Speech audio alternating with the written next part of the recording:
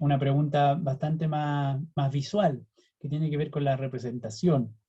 Y por lo tanto, a lo mejor es un llamado de atención a cuando hagamos uso de estos modelos. Tiene que ver con que le llamamos, por ejemplo, a este ventrículo izquierdo, a esta cavidad del corazón que en la imagen se ve a la derecha. Y le llamamos ventrículo derecho a la cavidad del corazón que en la imagen se ve a la izquierda. ¿Cuál es la dificultad o por qué esto sería, digamos, cuál es la explicación que está detrás de esto? ¿Qué es lo que contestaron ustedes? Profe, nosotros pusimos que era porque era una imagen de la parte de atrás del corazón. ¿Ya? ¿Qué quiere decir de la parte de atrás? Que en vez de tomar el corazón desde adelante, esa foto está tomada por atrás, que por atrás es Ah, por donde se ve mejor todas las venas y ese tipo de cosas. ajá, de acuerdo. Esa sería una posible explicación. Eh, Ahora, si fuera una foto tomada desde atrás, digamos, estaríamos viendo a una persona de espaldas. Esa es la idea que tiene, ¿no? Sí, profe, eso. Eso, si estuviéramos viendo a la persona de espaldas, entonces a la derecha del corazón estaría su ventrículo derecho, ¿no? Sería su brazo derecho, su lado derecho del corazón. ¿Qué dicen los demás?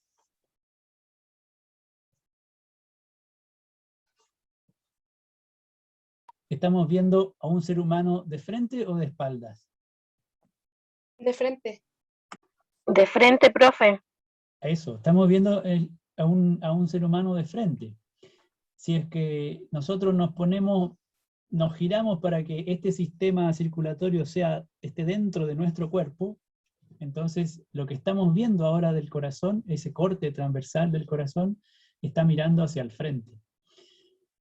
Por lo tanto, lo que estamos viendo es un reflejo especular del modelo, por eso, o sea, del sistema. Por eso el ventrículo izquierdo aparece dibujado a la derecha, porque para que quede a nuestro lado izquierdo, entonces tenemos que dar vuelta a nuestro cuerpo, ¿cierto? Y entonces todo este costado corresponde a la izquierda del cuerpo, lo que en el dibujo aparece a la derecha, y lo que en el dibujo aparece a la izquierda corresponde al lado derecho del cuerpo. Así que hay que hacer un giro, ¿ya? Eh, Esa es la única razón por la cual aparece como si estuviera intercambiado el nombre de cada una de estas cavidades. Solamente para llamar la atención o llamarles la atención en qué es lo que estamos representando, qué es lo que el modelo está representando, ¿ya? Y esto, por supuesto, a nuestros estudiantes eventualmente los puede llevar a confusión, así es que fijarse muchas veces en cómo el modelo está representando, en este caso, la estructura, para que luego no surjan ese tipo de dudas.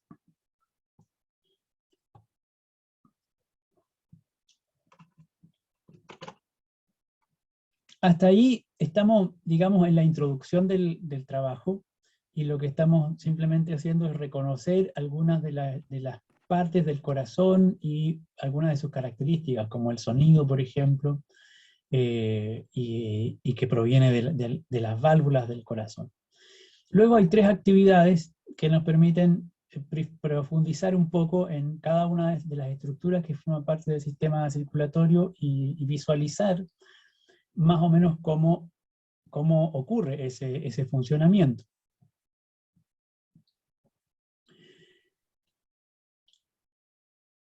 Lo primero que aquí ustedes hicieron fue identificar efectivamente las partes del corazón, nombrarlas y reconocer dentro de esta estructura cuál es el flujo que sigue la sangre a través de las 4 cámaras del corazón.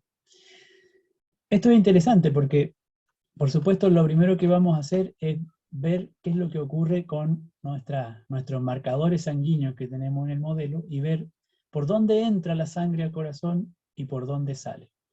Vemos que lo primero que hace es entrar a la aurícula derecha, luego pasa al ventrículo derecho y de ahí sale del corazón. Fíjense, se va por estas arterias, ingresa a esta estructura capilar y luego ingresa a la aurícula izquierda y luego al ventrículo izquierdo. Entonces, como ustedes bien señalan aquí, parte por la aurícula derecha, aquí arriba. Desde la aurícula derecha pasa de inmediato al ventrículo derecho.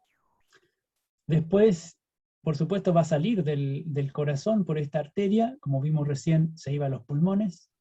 Vuelve de los pulmones y va a ingresar nuevamente al corazón y va a ingresar por la aurícula izquierda y después por el ventrículo izquierdo. Y como hemos visto en la imagen, entonces ya podemos decir a dónde va la sangre desde el ventrículo derecho. Después de estar aquí, la sangre sale por este tubito, ¿cierto? Por esta arteria. Veámoslo de nuevo. Después de estar en el ventrículo derecho, esperemos que los marcadores lleguen.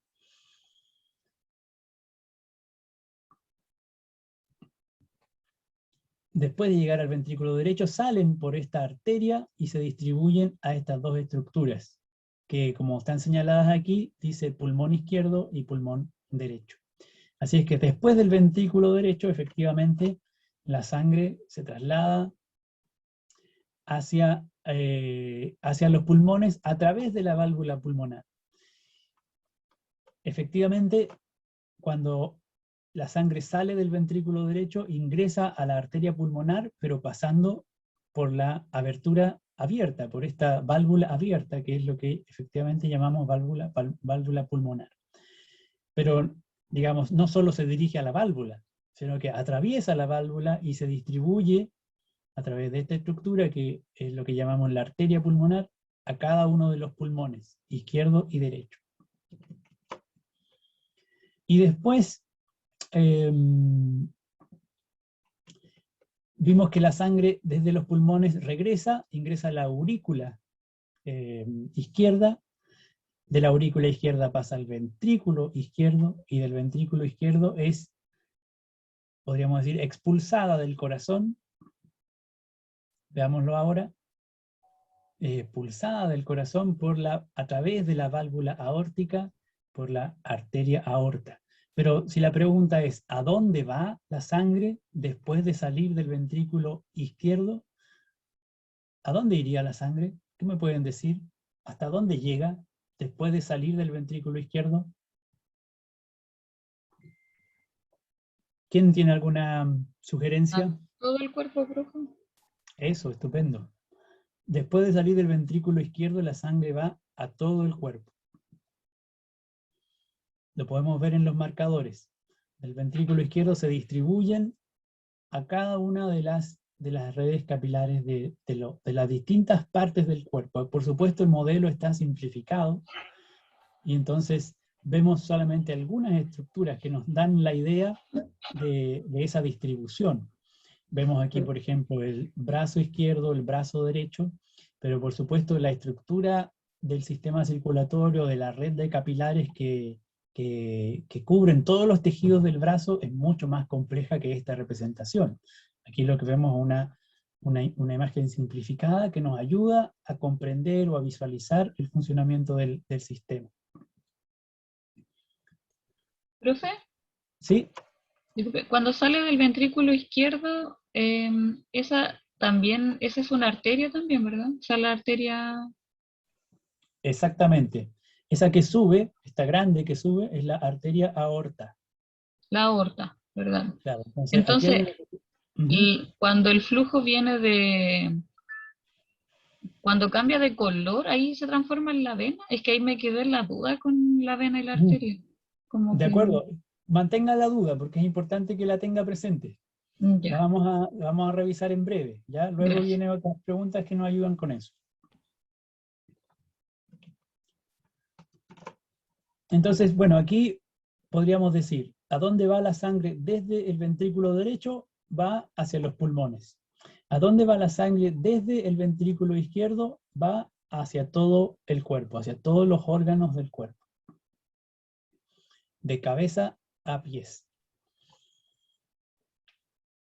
Bueno, y ahora podemos hacer uso de otra funcionalidad del simulador que nos permite recolectar datos. Y esto es interesante porque La pregunta puede ser bastante sencilla, digamos, en el sentido de que hay que ejecutar un procedimiento que está definido en el sistema, pero si lo miramos con más detención, es una actividad, un procedimiento que podemos asociar con una actividad científica. En este caso es recolección de datos. ¿Cómo vamos a recolectar datos? Bueno, vamos a usar un instrumento para medir, y ese instrumento para medir es la jeringa. ¿Qué es lo que mide la jeringa? Básicamente mide volumen de cualquier fluido, en este caso, volumen de sangre. Pero adicionalmente, tomamos una muestra de sangre con la jeringa, eso lo podemos hacer en el simulador, y el aparato, el sistema, tiene algún dispositivo que nos permite medir la concentración de algunos componentes en la sangre. Y entonces automáticamente obtenemos dos datos: concentración de oxígeno y concentración de dióxido de carbono en la muestra que nosotros recolectamos. En este primer caso, la muestra es tomada desde el ventrículo derecho. Esta es la idea. Tomamos una muestra de sangre desde el ventrículo derecho. Entonces vamos con la jeringa, la arrastramos al ventrículo derecho, se recolecta un volumen de sangre, eso se lleva a otro dispositivo, y el dispositivo puede medir la cantidad de oxígeno que hay en esa muestra, la cantidad de dióxido de carbono que hay ahí, la cantidad de azúcar y la cantidad de urea. Por ahora nos centramos solamente en oxígeno y dióxido de carbono, y vemos que en el ventrículo derecho la concentración de oxígeno en este caso nos indica 36,5 milímetros de mercurio, que es una medida de presión. Es una presión parcial del gas contenido en la sangre.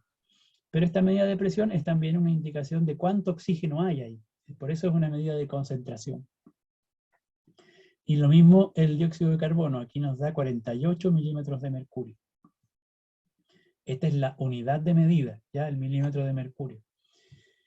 Eso es un dato importante porque cuando nosotros registramos datos o recolectamos datos, lo que hacemos es tomar una medición, y toda medición en general está asociada a una unidad de medida. Así que aquí está muy bien que sus compañeras hayan anotado 35,4 milímetros de mercurio, 47 milímetros de mercurio, que es la unidad de medida, en este caso, de la concentración.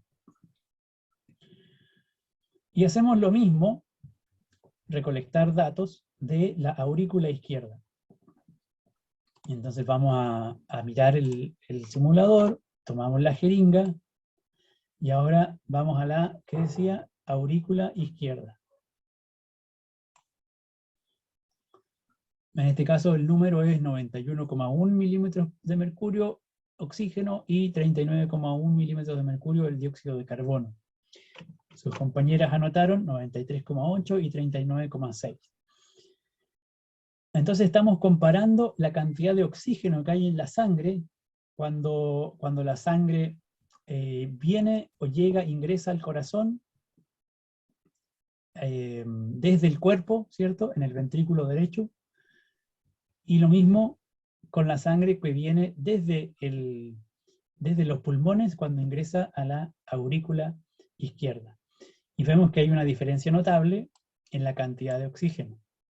Aquí comparamos 35 con 93, o sea, aumentó la cantidad de oxígeno, y en el caso del dióxido de carbono vemos que se redujo de 47 a 39. ¿Cuál es la conclusión? Entre el ventrículo derecho y la aurícula izquierda, la sangre pasó por los pulmones.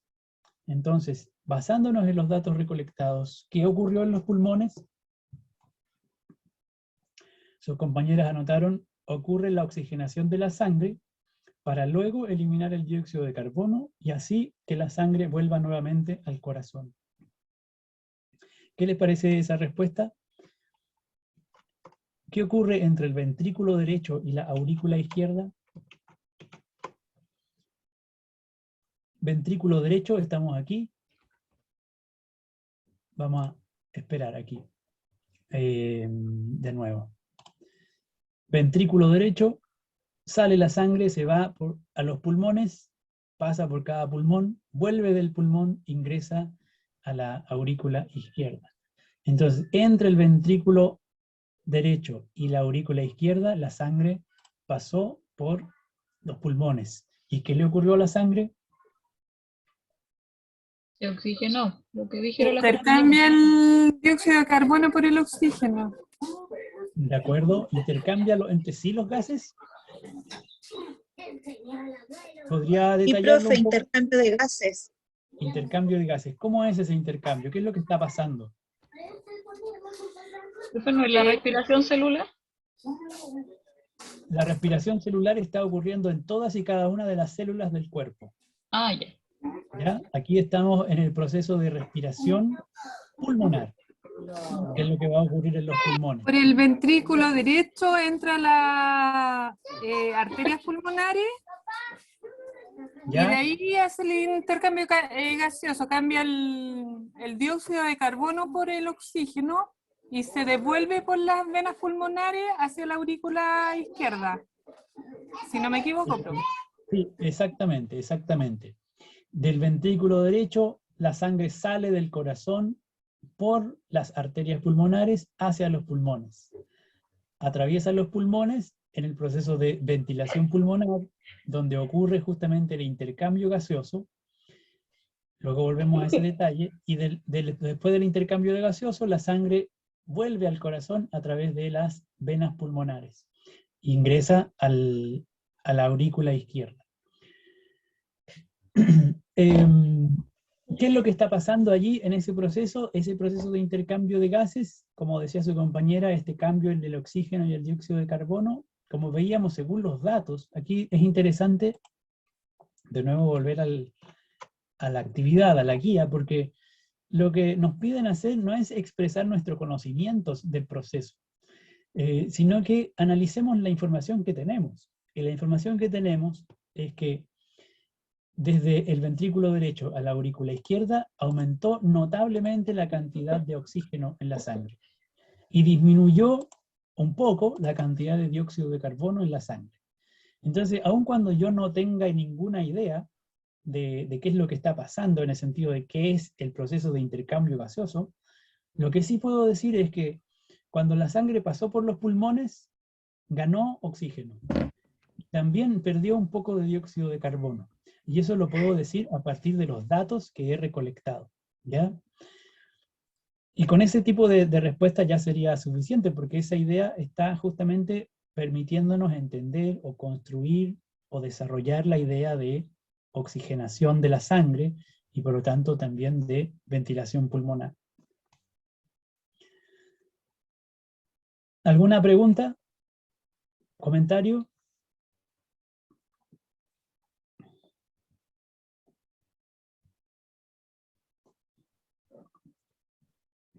Profe, ¿Sí? entonces la ventilación pulmonar sería lo que explicaría los cambios de dióxido de carbono, ¿o no? Es el proceso mediante el cual el cuerpo, el organismo, obtiene los gases necesarios para ingresar oxígeno y para emitir o expeler dióxido de carbono.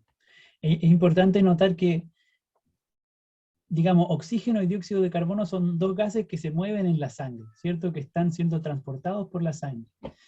Y lo que va a ocurrir en los pulmones es que allí va a ingresar oxígeno y va a salir una parte de dióxido de carbono. Pero es como que fueran dos gases, podríamos decir, independientes, en el sentido de que uno ingresa y el otro sale, pero no es que se estén intercambiando moléculas una con la otra. Tal vez podemos visualizarlo en otra de las animaciones que estaba disponible. Déjenme ver si lo tenemos aquí. Yo la tenía reservada esta simulación para el sistema respiratorio, pero es oportuno que la veamos.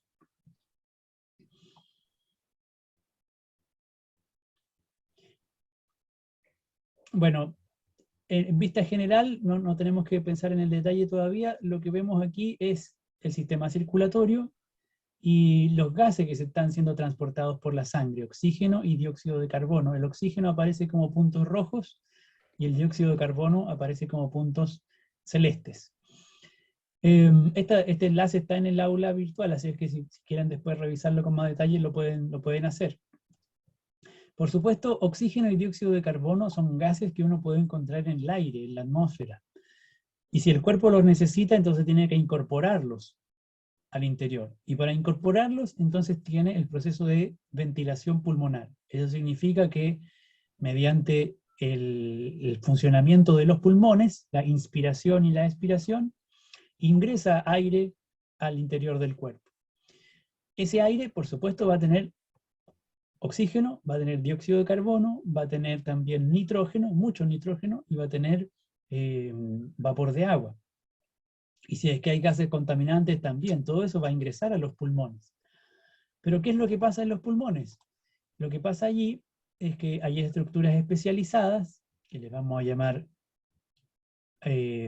alveolos pulmonares, que son unas pequeñas burbujitas que se llenan hasta donde alcanza a llegar el aire que inspiramos, ¿cierto? Y que están en los bronquiolos, en estas pequeñas estructuras en las cuales se despliega el interior de los pulmones. Estos saquitos de aire se llenan justamente con todas esas moléculas que vienen desde el exterior, y estos saquitos de aire están rodeados por capilares sanguíneos. Y entonces, este proceso es lo que llamamos intercambio gaseoso, porque lo que va a ocurrir ahí, visto en detalle, aquí arriba, es que el saco alveolar, de donde vienen las moléculas de aire, contiene algunas moléculas de dióxido de carbono y contiene algunas moléculas de oxígeno. Y en la sangre, ya sabemos que hay oxígeno y también dióxido de carbono. Entonces, cuando la sangre pase por aquí, pase por el interior de los pulmones, en contacto con estos saquitos alveolares, las moléculas de oxígeno que estaban adentro de los sacos, que provienen del ambiente, van a ingresar a la sangre. Y algunas moléculas de dióxido de carbono que están en la sangre van a pasar, se van a transportar hacia el saco alveolar, por lo tanto al interior del pulmón, y van a ser luego expiradas, es decir, emitidas hacia afuera del cuerpo. Entonces vemos ese proceso, por una parte el oxígeno que se traspasa a la sangre, que difunde a la sangre, y por otra parte las moléculas de dióxido de carbono que difunden hacia los pulmones para ser expirados hacia el ambiente. El proceso entonces de inspiración y expiración del aire es lo que llamamos ventilación pulmonar. Y el proceso de intercambio gaseoso es lo que está ocurriendo específicamente dentro del pulmón, en esta estructura que llamamos alveolo o saco alveolar, donde lo que va a pasar es justamente moléculas de oxígeno que se absorben, moléculas de dióxido de carbono que se expelen. Gracias, profe, me quedó súper claro. Me alegro. Y eso es lo que, bueno, de alguna manera es lo que estamos evidenciando en los datos de nuestra medición, porque estamos viendo que nuestra sangre tenía poco poco oxígeno antes de ir al pulmón, y ahora que salió del pulmón tiene mucho oxígeno.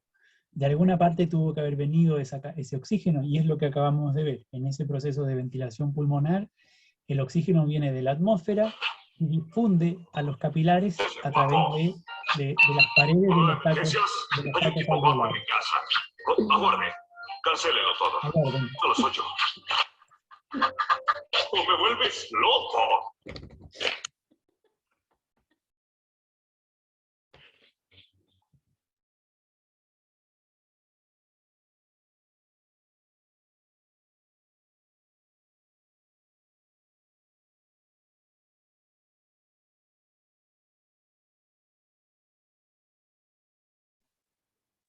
Profe, no se le escucha.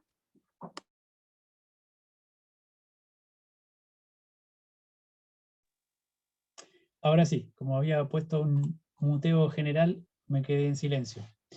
Les decía que como sus compañeras muy bien anotaron aquí, ocurre la oxigenación de la sangre, como acabamos de ver, entre este tránsito por los pulmones. Pero hay algo que a lo mejor hay que enfatizar o hacer un matiz, porque ellas dicen para luego eliminar el dióxido de carbono. ¿Por qué piensan en un para luego? ¿A qué se refieren con eso? ¿Alguien podría, a lo mejor alguna del grupo podría explicarnos qué quieren decir?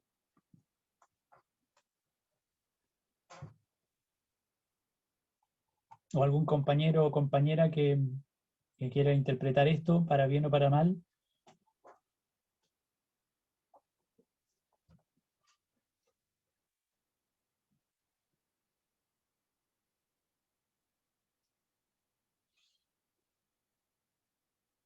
Bueno, según acabamos de ver, el proceso de intercambio de gases que ocurre en los pulmones, que ocurre específicamente en los alvéolos, es un proceso simultáneo. Se difunde oxígeno a la sangre y difunde dióxido de carbono hacia los pulmones.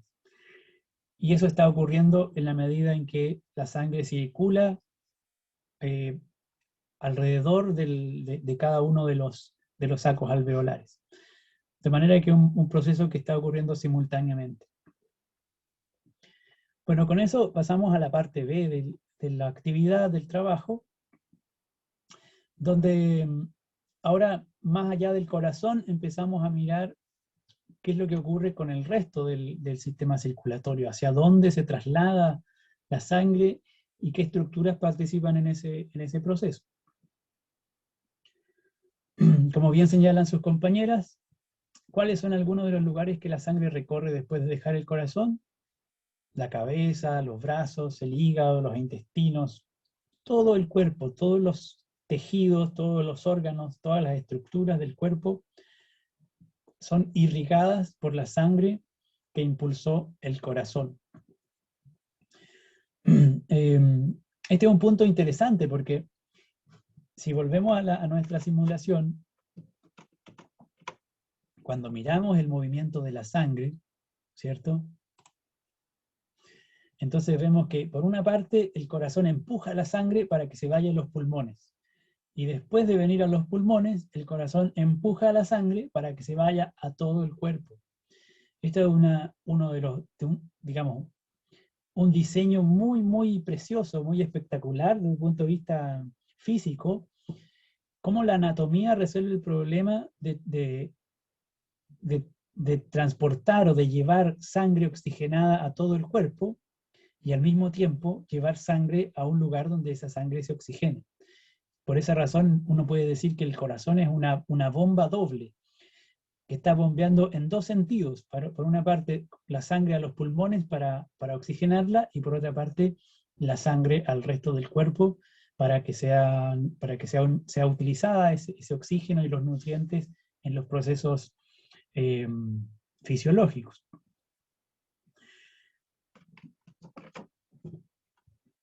Y entonces, justamente después de dejar el corazón, la sangre va a ser bombeada a todos los tejidos del cuerpo y todas sus estructuras. Y ese proceso ocurre a través de una red de vasos sanguíneos. Esa red de vasos sanguíneos ya la podemos distinguir en el modelo, porque podemos reconocer distintos tipos de estructura. Y básicamente caracterizadas, en este caso, en el modelo, por su tamaño, o por su diámetro, si ustedes quieren. Hay unos tubos, ¿cierto? Unas venas sanguíneas que son muy, muy gruesas. Hay otras que se van adelgazando y hay otras que son mucho más delgadas y que están dispuestas en una forma de red. Y eso entonces nos permite distinguir, en el modelo por lo menos, 3 tipos de vasos sanguíneos. Las arterias, que en general transportan sangre desde el corazón. Los capilares, que son pequeños vasos que transportan la sangre a las células del cuerpo. Y las venas, que transportan la sangre de regreso al corazón. Entonces, fíjense que aquí tenemos un criterio. No me acuerdo, no alcancé a ver quién tenía la duda acerca del parecido o la diferencia entre arterias y venas. Pero aquí hay un criterio que tiene que tener presente. Las venas sanguíneas que transportan la sangre desde el corazón, entonces son llamadas arterias. Y los vasos sanguíneos que transportan la sangre de regreso al corazón son llamados venas. Así distinguimos arterias de venas, lo que sale del corazón y lo que llega al corazón, ¿ya? Entonces, cuando miramos el modelo, efectivamente, vamos a ver, llega al corazón vena, sale del corazón, arteria. Sale del corazón, arteria. Llega al corazón, vena. Podemos identificar, por ejemplo, en la arteria principal, la más grande que se ve arriba y al centro de color rojo, es la arteria aorta. Ya dijimos antes que estas dos azules que también salen del corazón, a través de la cual sale la sangre hacia los pulmones, entonces son las arterias pulmonares. Y estas dos que llegan desde los pulmones al corazón son las venas pulmonares. Mientras que las que llevan la sangre de regreso a la aurícula derecha son la vena cava superior y la vena cava inferior. Entonces aquí vemos que hay un cruce entre colores, que es un criterio en el modelo, y este criterio de llevar al corazón o sacar del corazón, que también sirve para distinguir, o que nos sirve para distinguir arterias de venas. Así que hay que tener ojo con estas dos distinciones, porque van a aparecer en breve. Justamente la pregunta ahora es, usando la jeringa, es decir, manipulando, midiendo, observando, analizando los datos. No se trata aquí de responder de lo que sé, o la respuesta correcta, sino responder a partir de la información disponible. Ese es el sentido de este tipo de ejercicio. ¿Qué tipo de vaso sanguíneo usualmente transporta sangre rica en oxígeno? ¿Qué tipo de vaso sanguíneo usualmente transporta sangre pobre en oxígeno?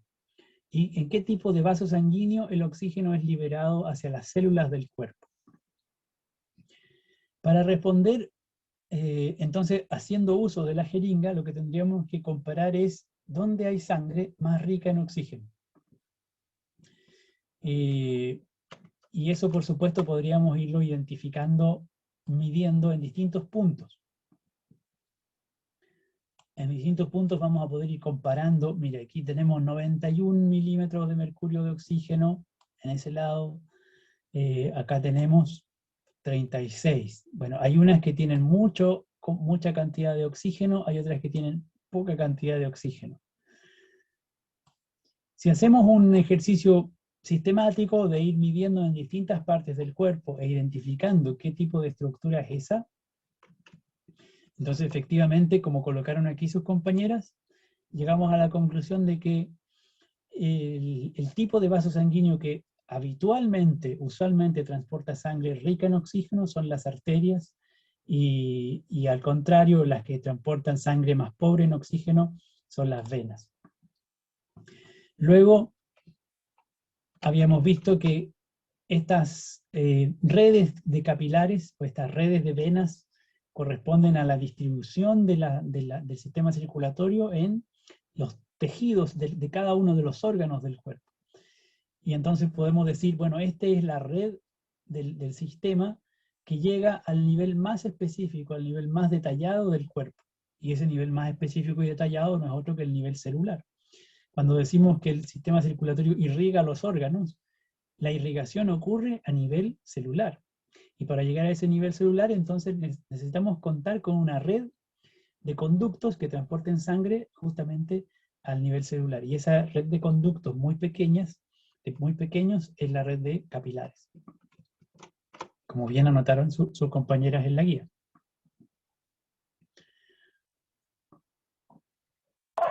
Profe, Sí. ya, me pareció según su explicación que entonces los colores no, en este modelo no son como sugerentes, por así decirlo, porque la arteria pulmonar es de color azul y hay una vena que entra al corazón y también es de color azul. Entonces Correcto. ahí, eso no sería como, Perfecto. el color no sería un criterio. Exactamente. Exactamente, ahí hay un punto que hay que tener, digamos, hay que tener cuidado solamente cuando interpretamos al modelo. Y eso es lo que trataba de mostrar o de evidenciar esta otra pregunta que viene a continuación. Porque aquí nos dice que las arterias pulmonares transportan sangre desde el ventrículo derecho a los pulmones derecho e izquierdo. Y las venas pulmonares transportan sangre desde los pulmones de regreso a la aurícula izquierda. Y nosotros habíamos dicho efectivamente, ¿cierto? La sangre que ingresa al corazón, entonces ingresa a través de una vena. Y la sangre que sale del corazón, entonces sale a través de una arteria. Lo curioso, y es lo que aparece en la respuesta a la pregunta A, que aquí no está desarrollada, ¿cómo se diferencia la sangre en las arterias pulmonares de la sangre en otras arterias del cuerpo? Y efectivamente, eso es lo que queda en evidencia cuando miramos el color de la representación. Porque como bien dice su compañera, en el caso de las arterias pulmonares que transportan la sangre desde el corazón a los pulmones, vemos que hay un color azul. Mientras que en el caso de las venas pulmonares, que transportan la sangre del pulmón al corazón, vemos que hay un color rojo. Y en general el resto del modelo también tiene esa distinción entre rojo y azul. ¿Qué quiere decir eso? ¿Por qué muchas veces vemos este modelo del sistema circulatorio con estos dos colores?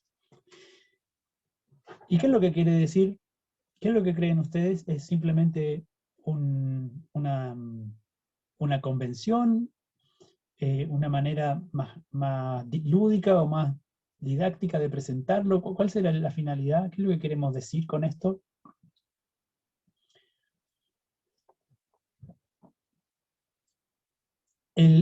La pregunta nos dice, bueno, tomemos la jeringa. Si tomamos la jeringa y vemos, por ejemplo, la concentración de oxígeno en este vaso sanguíneo que está aquí abajo, de color rojo, vemos que tiene 94 milímetros de mercurio de oxígeno. Hagamos lo mismo, pero al otro lado este es un riñón. Coloquémosla aquí donde está de color azul. Oxígeno, 36 milímetros de mercurio. Ah, gracias Geraldina. Voy a interrumpir en un segundo entonces la sesión para que no se bloquee. Lo que vemos entonces como es que parece ser que esta estructura azul tiene muy poco oxígeno. Y mientras que la roja tiene mucho oxígeno, por lo menos del orden de 90 y en el otro caso de 30. Podríamos hacer otras comparaciones en otro lado y vamos a ver las mismas diferencias. Entonces, rojo rico en oxígeno, azul pobre en oxígeno.